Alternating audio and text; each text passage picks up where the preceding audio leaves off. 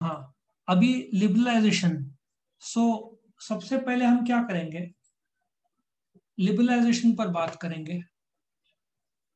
जो 24 जुलाई 1991 को पहला पॉलिसी आया और उसके बाद 14 अगस्त अप्रैल 1993 को दूसरा पॉलिसी लाया, उसमें चेंजेस, एडिशन, ऑल्टरेशन करके।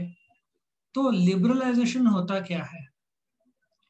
लिबरलाइजेशन मतलब लिबर्टी देना, फ्रीडम देना, आजादी देना। अपने देश में रेस्ट्रिक्शंस बहुत सारे थे। कोई भी कंपनी खोलना हो तो सेंट्रल गवर्नमेंट से परमिशन लो। आज के तारीख में कोई सेंट्रल गवर्नमेंट की परमिशन नहीं है। तुम रजिस्ट्रार ऑफ कंपनीज के पास जाओ, तुमको रजिस्ट्रेशन सर्टिफिकेट मिल जाएगा। तुमको फैक्ट्री से गुड्स निकालना हो तो गवर्नमेंट का आदमी को गेट गेट पास बनाना पड़ता था। उसपे जो एक्साइज, जो मैन्युफैक्चरिंग टैक्स को एक्साइज बोलते हैं, वो जो गवर्नमेंट का आदमी है था, अभी तो एक्साइज को जीएसटी ने रिप्लेस कर दिया है। तो उस समय एक्साइज बोलते थे, टैक्स ऑन मैन्युफैक्चर। तो गवर्नमेंट का जो आदमी एक्साइज का वो आता था, तुम्हारे गेट पास में साइन करता था, तभी गुड्स निकलता था फैक्ट्री के बाहर। मतलब देखा जाए तो गवर्नमेंट को भरोसा नहीं था कंपनीज पर। तो जब ये नया पॉलिसी लाया तो एक गेट पास की प्रथा ही बंद कर दिया कि तुम खुद बिल बनाओ, खुद फैक्ट्री से गुड्स बाहर रिमूव करो। जो एक्साइज का आदमी की, हमारा जो गवर्नमेंट का आदमी की कोई जरूरत नहीं पड़ेगी।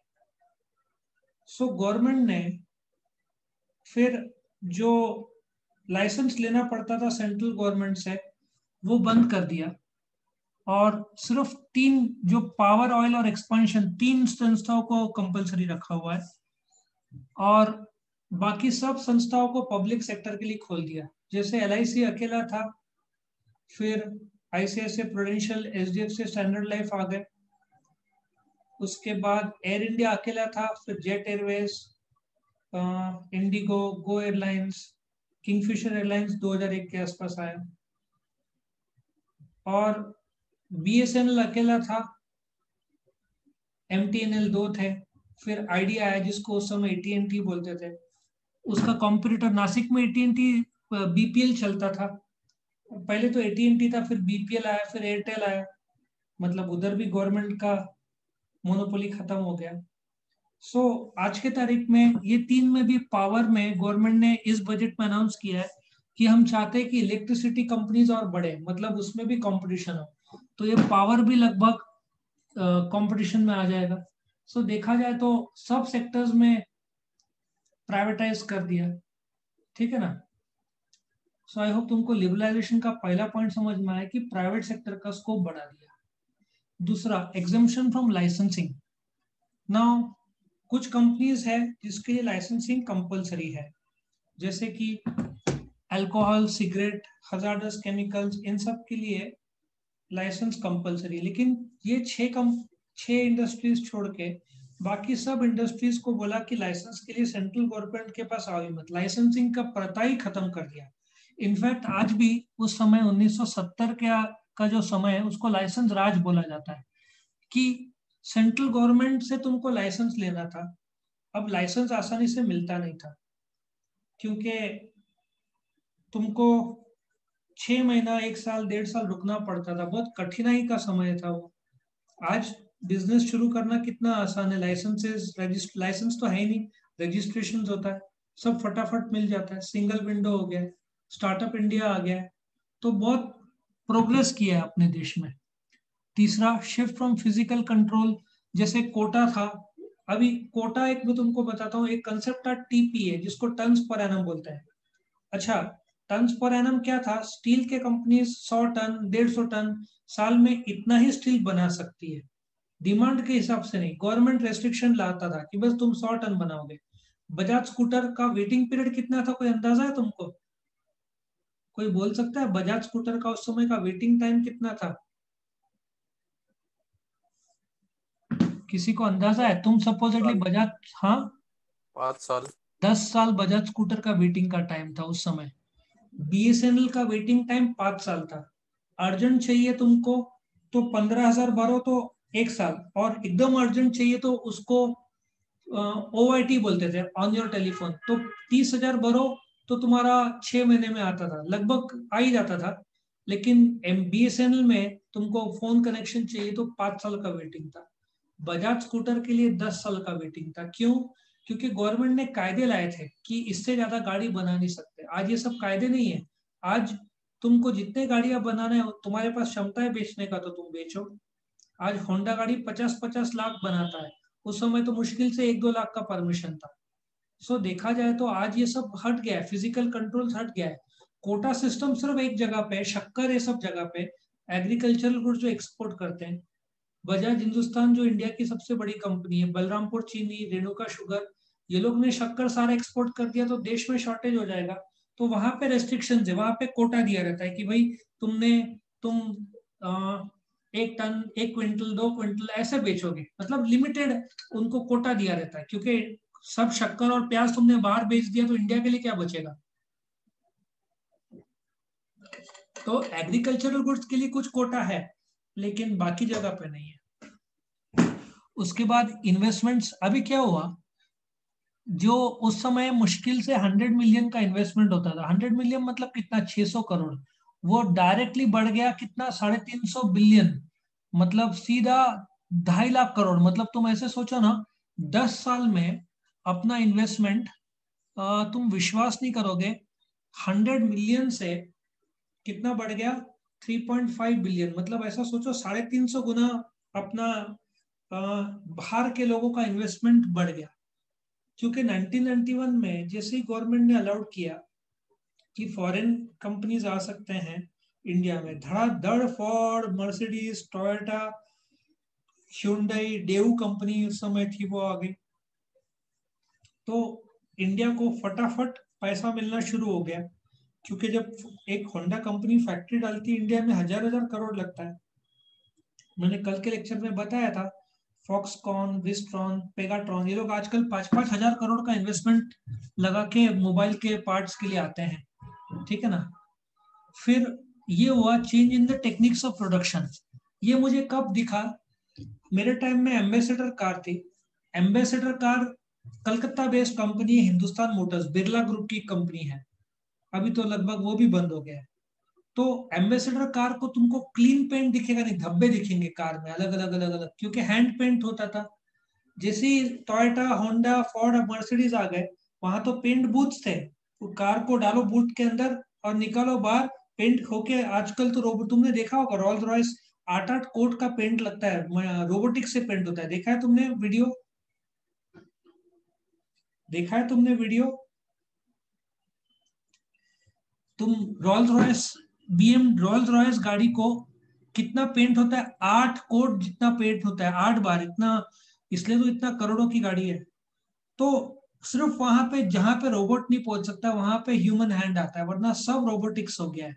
सो टेक्निक आजकल तो देखो, उस समय पासबुक प्रिंटिंग के लिए आदमी हुआ करते थे, आजकल तो आदमी, पासबुक की मशीन आ गई है। इनफैक्ट साउथ इंडिया में तो रिसेप्शनिस्ट भी HDFC बैंक ने रोबोट्स को लगा दिया है। मतलब इंसान का रोल तो कम होते जा रहा है। आजकल कैश डिपॉजिट मशीन आ गई है। पहले है, मैंने कल ही बताया था, हेलीकॉप्टर में आदमी फोटोग्राफर लेकर, आजकल कुछ नहीं। आजकल ड्रोन और उसमें कैमरा। इनफैक्ट गवर्नमेंट धीरे धीरे कुछ जगह पे परमिशन भी दे रहा है। अमेजन ने भी ट्राई किया ड्रोन बेस्ड डिलीवरी। इंडिया में आसानी से परमिशन नहीं मिलेगा टेररिज्म की वजह से, लेकिन सब सेल्फ ड्राइविंग कार्स आ गए। ठीक है ना। उस समय कार को खोलना बहुत आसान था, अभी तो सब इलेक्ट्रिक हो गया है। और increase in the quality of goods and services, तुम देखो हर चीज में क्वालिटी बढ़ा है। पहले जो क्वालिटी थे वस्तु के, बिकॉज हैंडमेड होते थे, तो इतना अच्छा नहीं बनता था या क्वालिटी नहीं था। आजकल सब जगह क्वालिटी। मैं तुमको एक वॉशिंग मशीन का एग्जांपल देता हूँ। वॉशिंग मशीन में पहले क्या होता था, पट्टा आता था, जैसे गन्ने की मशीन में गोल गोल घूमता है ना पट्टा, और मोटर के ऊपर, उसकी वजह से वॉशिंग मशीन बहुत जोर से आवाज करती थी और पट्टा 4-5 साल में खराब हो जाता था। आजकल पट्टे के बजाय मोटर ने ले लिया है, और वो मोटर का लाइफ 10 साल का गारंटी है।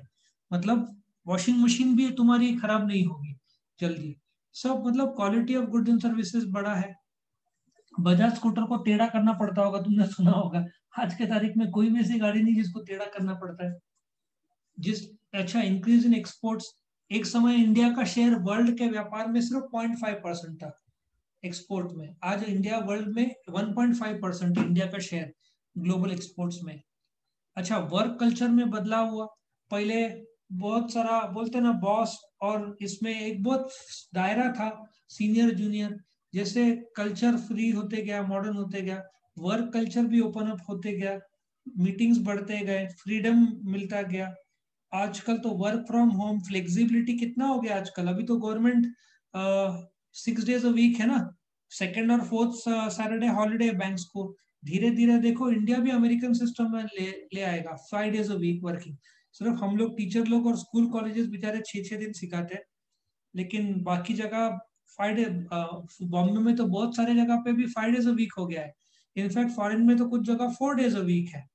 सो वक्त जैसे बदल रहा है वैसे इंडिया भी 6 का 5 days अ वीक कर ही देगा 4 5 साल में ना। 5 days अ वीक, इसलिए लोग बैंक में जाना चाहते हैं भाई, सैटरडे संडे को छुट्टी मिल जाए, जीवन का मजा आ जाए। ठीक है ना। मर्जर्स एंड एक्विजिशंस ये काफी बढ़ गया। अब तुम देखो, स्टेट बैंक ऑफ इंडिया अलग था, स्टेट बैंक ऑफ हैदराबाद अलग था, स्टेट बैंक ऑफ पटियाला अलग था, तीनों को मर्ज कर दिया इन्होंने। एक सेकंड ना। ठीक है, तो अभी mergers and acquisition, state bank of Hyderabad, Patiala, Punjab, तीनों मर्ज हो गए। फिर देना बैंक सुना होगा तुमने, बैंक ऑफ बड़ौदा, सब मर्ज हो गए। फिर पीपल्स बैंक को तो बंद हो गया था, लेकिन सारस्वत बैंक के साथ मर्ज कर दिया। धीरे धीरे गवर्नमेंट, कैनरा बैंक था वो भी I think bank of Baroda के साथ मर्ज हो गया। अभी धीरे धीरे बैंक्स भी गवर्नमेंट मर्ज कर रहे हैं। मतलब अब तुम देखो, सबसे क्लासिक एग्जांपल वोडाफोन और आइडिया मर्ज हो गया, अभी तो वी हो गया ना, वी नाम हो गया। तो आजकल इसका जमाना है, कॉम्पिटिटर्स। फिर तुमने देखा होगा इसका, उबर ईट्स, जोमेटो और स्विगी तीन थे, वो उबर ईट्स मर्ज हो गया विद जोमेटो, जोमेटो ने खरीद लिया था। लेकिन कंपटीशन भी तो बढ़ा, जैसे लिबरलाइजेशन हुआ वैसे कंपटीशन भी बहुत तगड़ा हो गया। अभी कार में तो बहुत सख्त कंपटीशन है, मेरे टाइम में तो कोई कंपटीशन ही नहीं था। तुमको छोटी कार चाहिए तो मारुति 800 और एक फिएट की छोटी कार आती थी, बस दो ही ऑप्शन था। तुमको बड़ी कार चाहिए तो दो ही ऑप्शन था, एक कॉन्टेस आती हिंदुस्तान मोटर्स की, बहुत लंबी थी कार, बंद हो गई, और एक एम्बेसडर, दो में से एक। गवर्नमेंट के लोग एम्बेसडर यूज करते थे, तुम्हारे पास कोई ऑप्शन ही नहीं था। तो आज के तारीख में तुमको कार लेना है तो 50 ऑप्शन मिल जाएंगे। हाँ, उसमें भी 15 लाख की जो अर्टिगा इनोवा बस दो थे, आज देखो किया आ गया, कितने सारे आ गए आजकल, फॉर्चुनर आ गया।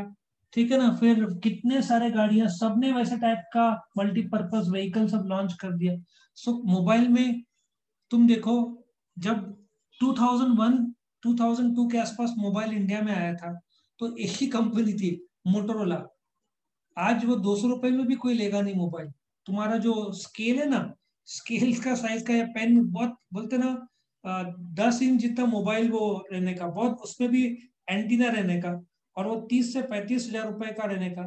आउटगोइंग कॉल था 24 रुपया पर मिनट स्टार्टिंग में, इनकमिंग था 16 रुपया पर मिनट। जब मेरे पास, मैंने मोबाइल लिया था, मेरा आउटगोइंग था 5 रुपया पर मिनट, और तुम यदि मुझे फोन करोगे सर लेक्चर है, तो मुझे 2.5 रुपये, इनकमिंग का भी रेट था 2.5 रुपया। सो धीरे धीरे कंपटीशन जैसे बढ़ते गया, रेट कम होते गया। आजकल मोबाइल देखो में भी कितना जबरदस्त कंपटीशन है, Apple, Samsung, one plus, Oppo, Vivo, कितने सारे आ गए हैं आजकल। सो कंपटीशन बहुत बड़ा है लिबरलाइजेशन की वजह से। समझ में आया? सो ये लिबरलाइजेशन का क्वेश्चन था।